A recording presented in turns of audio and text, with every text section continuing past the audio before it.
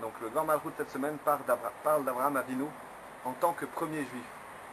C'était pas Noach le premier juif? Non, c'était Abraham Avinu. Noach n'était pas juif. Donc, voilà, donc c'était Abraham Avinu qui descendait du fils de Noach, descendait de Shem.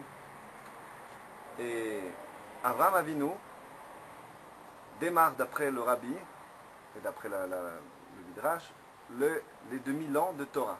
Les 2000 ans du don de la Torah et de l'étude de la Torah qui va avoir suite après ça. Donc, Akadosh Baruch Hu fait une brite avec Abraham Avinu.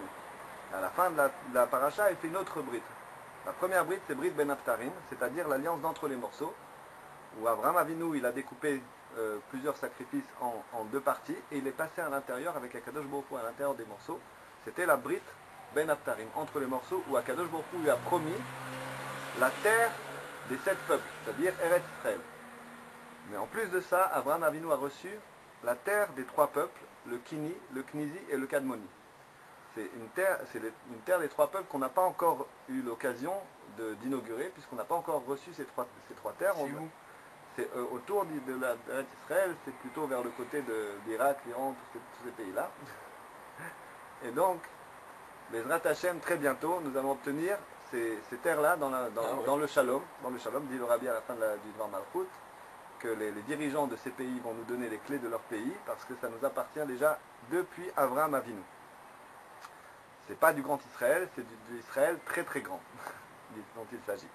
Donc Abraham Avinu, lui, reçoit d'Akadosh Baruch Hu cette terre des 3 peuples, cette terre des 7 nations, et Yehoshua et David Amelech par la suite, tous les rois d'Israël ont conquis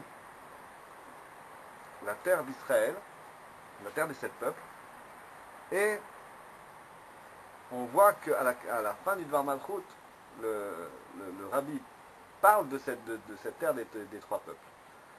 Il dit que les 3 peuples, ça représente Chokhmah bin Avedat, c'est-à-dire l'intellect juif, l'intellect de la Neshama Elokit. Et les 7 peuples représentent les 7 midot. Il dit le Rabbi que ces 7 midot-là, ces 7 sentiments, devront être raffinés pendant toute l'histoire de la Galoute, pendant tout l'exil. Et pendant l'exil, notre travail à nous est d'utiliser ce Chabad, donc cette terre des trois peuples, le Kini, le Knizi et le Kadmoni, pour raffiner les 7 sentiments qui sont les 7 sentiments de Gdusha. Ou alors de se transformer au moins les sentiments de la Nefesh Abahamit en sentiments de Gdusha. Et le Rabbi dit qu'à la fin, quand Mashiach va arriver, les 3 peuples, c'est-à-dire le Chokhmah bin Avedat, l'intellect juif, sera utilisé pleinement pour la connaissance de Dieu. Il ne sera plus utilisé pour le raffinement des midot, puisque les midot seront complètement raffinés. Les sentiments ne serviront qu'à servir Dieu, comme c'est marqué dans le Shema Israël, Ve'afta Hashem Elokecha, tu aimeras l'Éternel ton Dieu de tout ton cœur, Bechol Levavcha, des 7 midot, Bechol Nafshecha, de tous les 10 kochot, de toutes les 10 forces de l'âme divine, ou Bechol Meodecha, du Meod Amiti, c'est-à-dire de l'Etzem Aneshama, de l'essence de l'âme juive.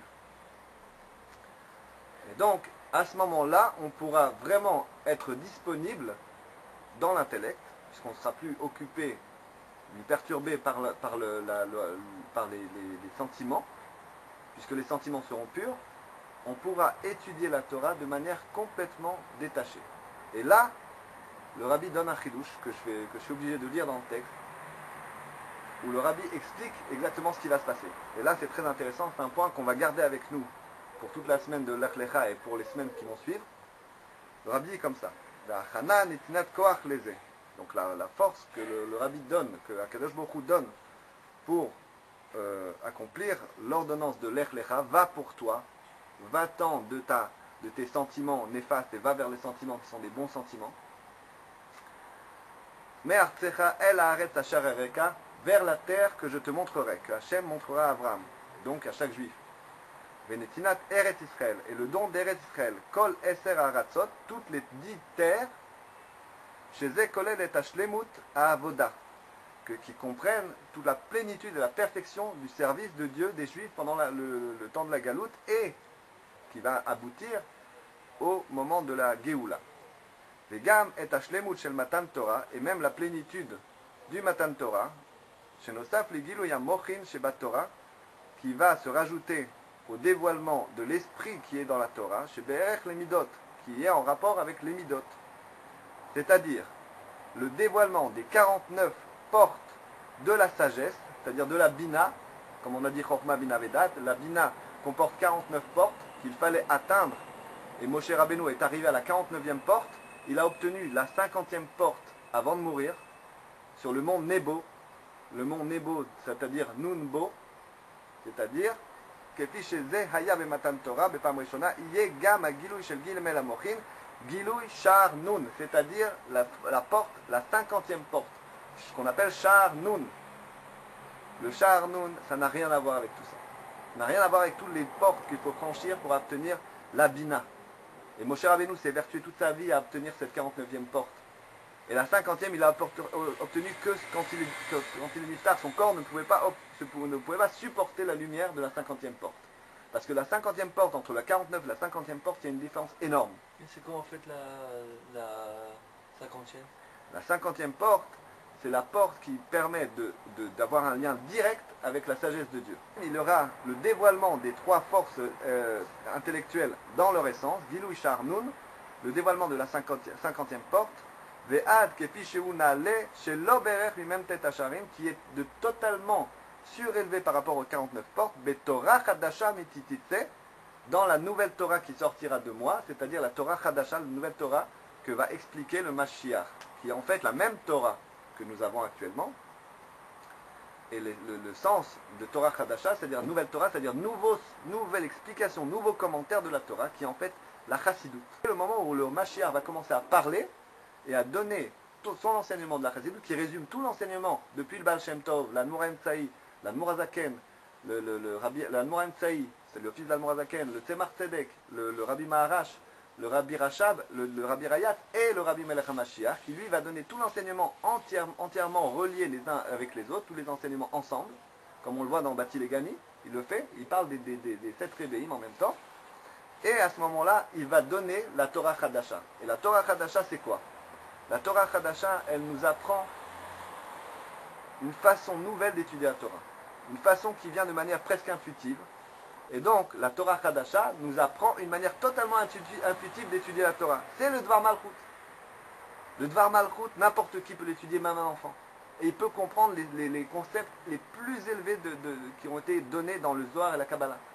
Et il peut comprendre tout ça grâce à l'explication que donne le Rabbi, et il fait une synthèse totale de tout ce qui a été écrit depuis les premiers mots qui ont été écrits dans la Torah. La nouvelle Torah que le Rabbi nous amène, c'est-à-dire à commencer de maintenant le Dvar Malchut qu'on a depuis le 1991-92, fin 1751, fin 1752, le Dvar Malchut qui est la porte, qui est la 50e porte, c'est ça la 50e porte, c'est le moment où un juif qui ne connaît pas la Torah va étudier le Dvar Malchut et va pouvoir parler avec quelqu'un qui a un Talmid Chacham, qui a étudié toute sa vie en yeshiva, et ils vont pouvoir avoir un dialogue commun, et lui va apprendre à l'autre. Celui qui étudie le Dvar Malchut va enseigner à celui qui a la yeshiva. Il va lui apprendre des choses qu'il n'a jamais entendues, des choses qui vont révolutionner ses connaissances.